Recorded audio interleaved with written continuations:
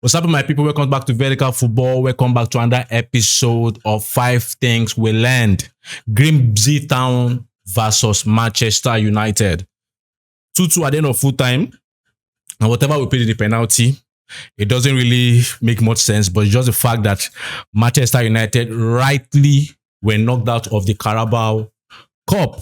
I think, first of all, if I come here to tell you it was a bad game, I'm not doing my job. Because I think you also already know it was a bad game. It's clear to see.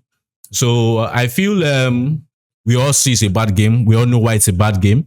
But I think the first thing that's very, very important to say is the fact that sometimes in life, in football, when things are not going your way, when you are in a dark place, when you are in a deep pit, where the results is not coming, even when you put in a little bit of performance.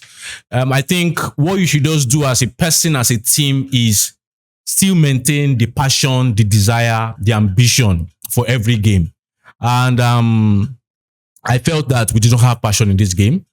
We did not have the desire in this game. And funny enough, when we were about to start the match, I knew we were going to lose the match from before the ball was kicked. I just had the feeling. And what was my feeling? Body language. I think it's very, very important to say this. Body language of especially Andre Onana. Not picking on him, but the body language of Andre Onana. I don't know how many people saw it.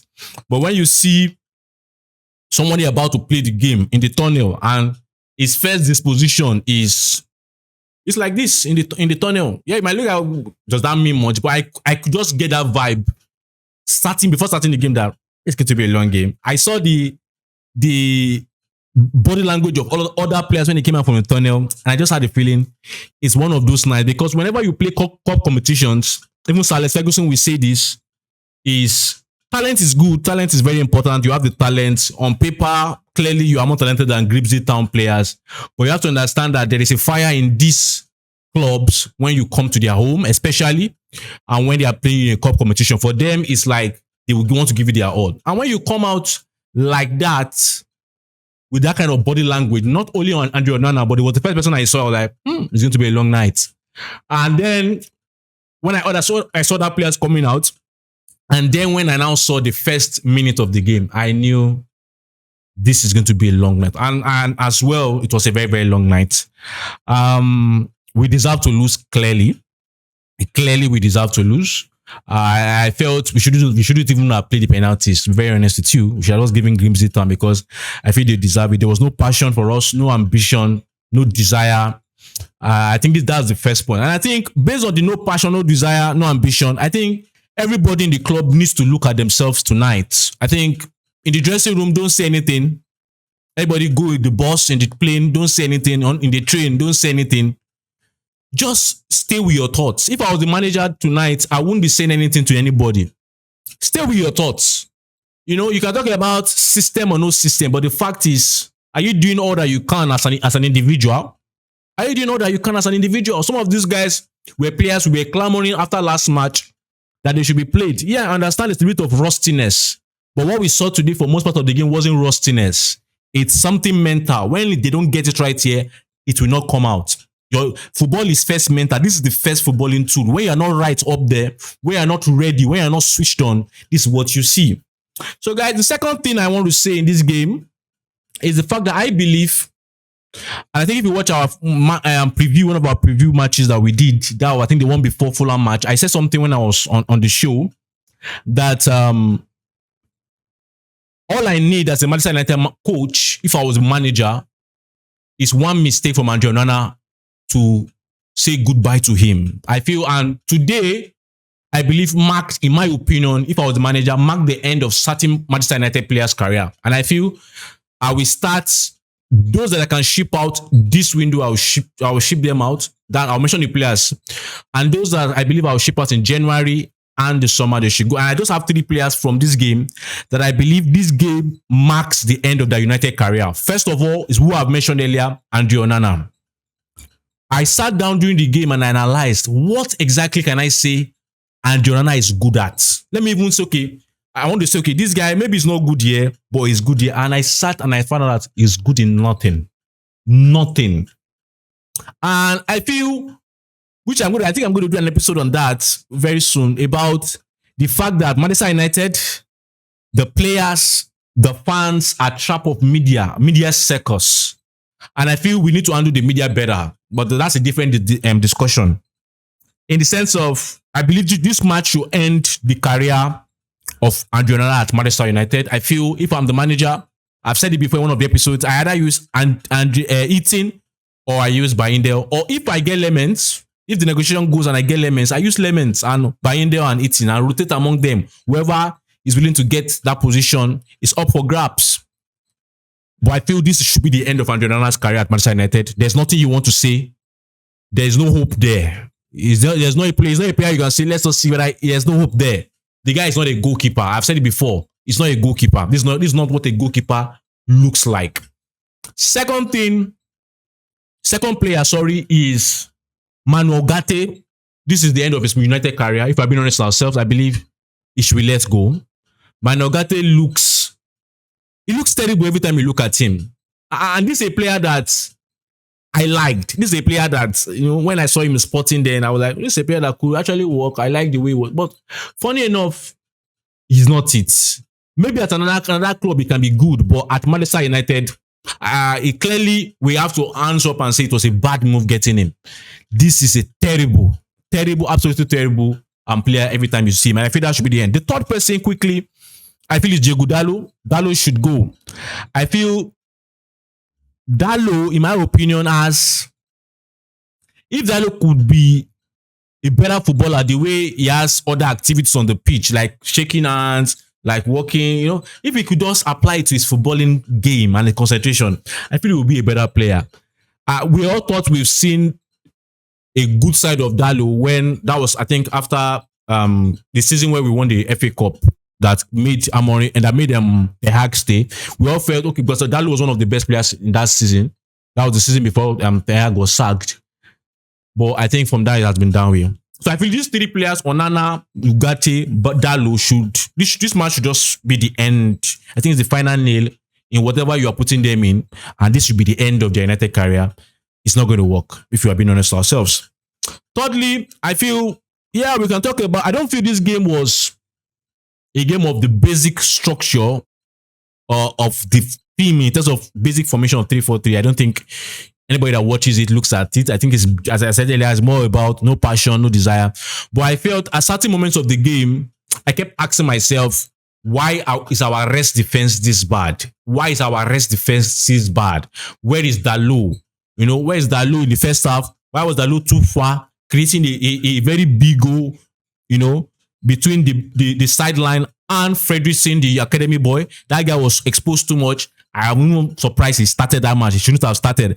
But the coach couldn't have expected that. But I feel it was a poor decision from Ruben Amorim to play Fredrickson in that match. Off of what we saw, there was a large gap. I felt also that in the second half, when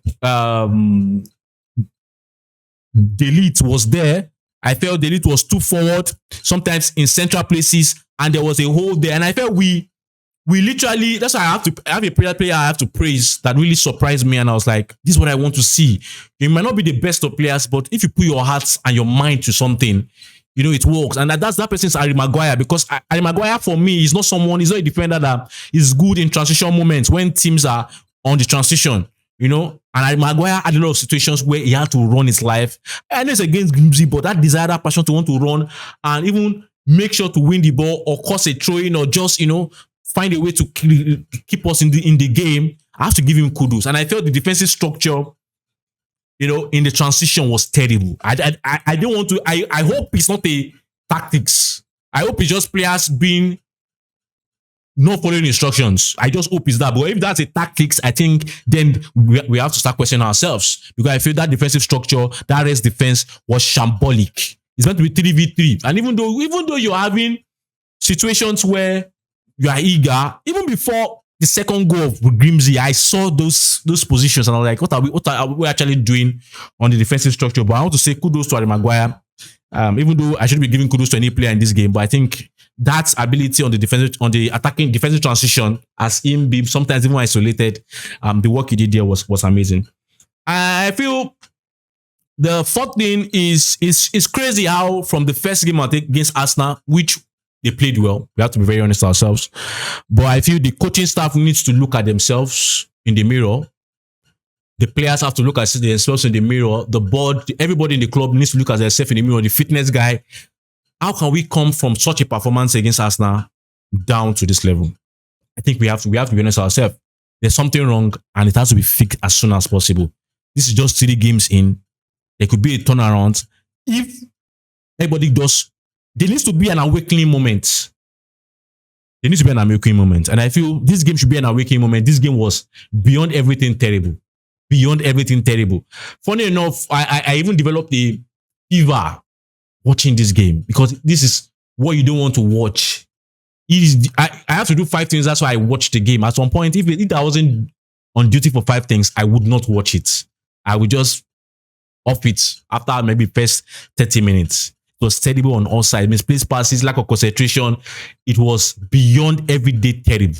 It's not just a bad day in the office. This is a terrible day. I know you guys will do that. I don't want to go that route. And I think lastly, we can all be emotional, which rightly so. You should be emotional because it's a terrible performance against a team that, funny enough, I don't think I've had their name. I can't remember hearing their name before now. Until when we had a game with them. I'm very honest with you. I know, yes, I've had the name somewhere, but it's not a name that I kept to my head. And we put up this kind of terrible performance. And when we are playing a squad of 10 players that you can argue will be starters for Manchester United on any given day. And you are starting with 10 starters minus the Fredrickson guy, which is an academy boy. 10 starters and you're having this terrible performance. It's not much rustiness. This is, as I said, like something mental. And we need to look at ourselves. And I feel if I was the manager, obviously I'm not the manager. I don't want to be the manager in this kind of period. But I feel by tomorrow when you're having your analysis meeting, I think forget the analysis, throw the tactics in the book, in the dustbin, and just tell the players, all I demand, all I expect is stick to the plan number 1. And that's hoping the plan is a good plan. And secondly is give me your all. Just give me your all. Believe, give me your all. That will be your 3 points. Defenders, give it your all. Stick to the plan, give it your all. Midfielders, stick to the plan, give it your all. Strikers, stick to the plan, give it your all. That's what I don't want even talk about 3 points. What I would pretend them every game is please stick to the plan and give it your all. That's what I want. I want to see a team that gives it their all. And I believe if you stick to the plan and give it your all, you get points. You get points. And I felt today we did not. I don't believe there's a plan because all I see, I don't want to believe that's the plan because that plan was actually terrible. But also, I believe they did not give it their all. There was no passionate desire. It's as if they overslept or something. I don't know. It was really terrible. From the first minute, you could just see Manchester United were going to lose this match. So guys, these are my 5 things on what we learned from this game. Not more tactical because truly it's not about passion. When the passion is not there, funny enough, there is no tactics for passion. You have to just have passion. There's no tactics for passion. You have to just have passion, and there was no passion into this game, really. So, guys, thank you for sticking with me. As usual, please like, subscribe, and share. I want to appreciate everybody following us on this channel. You guys are doing amazingly well. We need your support to continue doing well. Thank you very much, and see you next time. Bye.